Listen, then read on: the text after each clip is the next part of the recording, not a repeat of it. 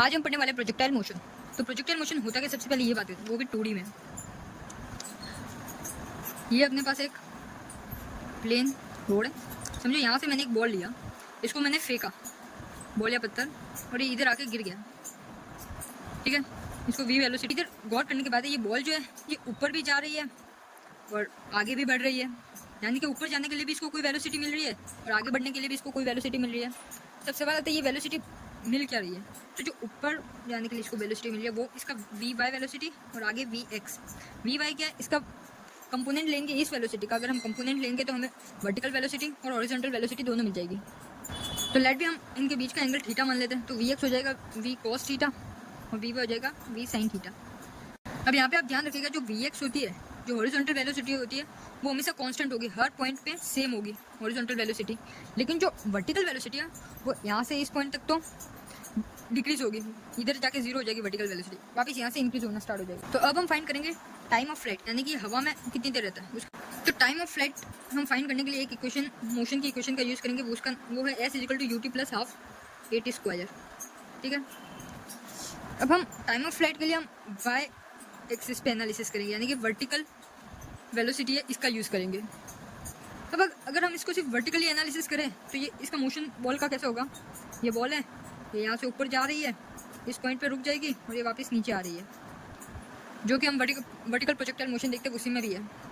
तो बस इसको y एक्सिस पे एनालिसिस करेंगे अगर हम, तो इसकी इनिशियल वेलोसिटी हो जाएगी v sin थीटा।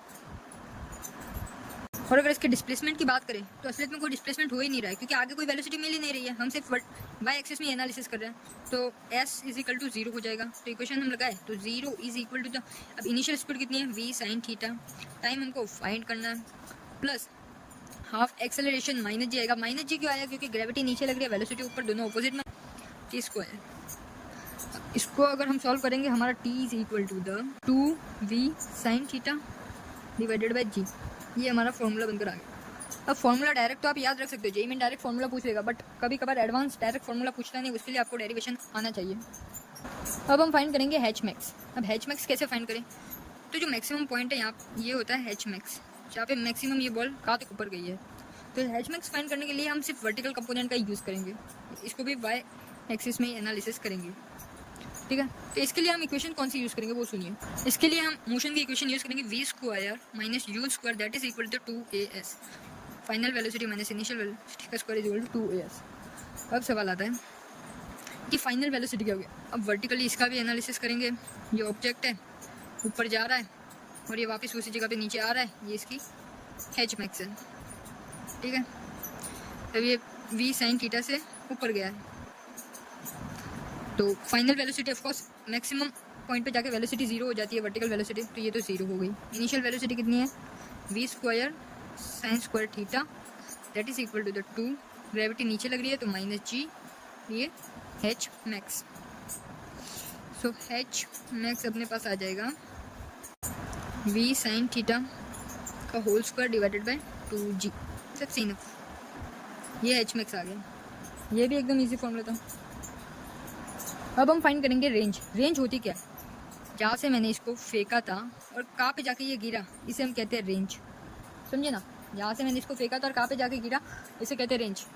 तब रेंज फाइंड करने के लिए हम इक्वेशन यूज़ करेंगे, इसके लिए मोशन की s = ut + ½ at² equation use करेंगे, बट ये हम x एक्सिस में एनालिसिस करेंगे। तो x एक्सिस में एनालिसिस करेंगे तो भाई साहब ग्रेविटी तो होती ही नहीं है असलियत में नीचे, क्योंकि अगर हम हॉरिजॉन्टली बात करें तो ग्रेविटी तो नीचे लग रही है, अगर हम हॉरिजॉन्टली के केस में जाए तो ग्रेविटी का कोई उपयोग ही नहीं है, दैट्स व्हाई एक्सेलरेशन तो 0 हो जाएगा, तो ये पूरा टर्म 0 हो गया। अब एस को हम मान लेते हैं range that is equal to initial velocity हमने v cos थीटा। अब टाइम कहाँ से निकाले, तो भाई साहब टाइम अपन ने पहले निकाल लिया था, टाइम ऑफ फ्लाइट, तो टाइम आ जाएगा 2v sin theta divided by g। तो range is equal to the 2v² cos theta sin theta divided by g।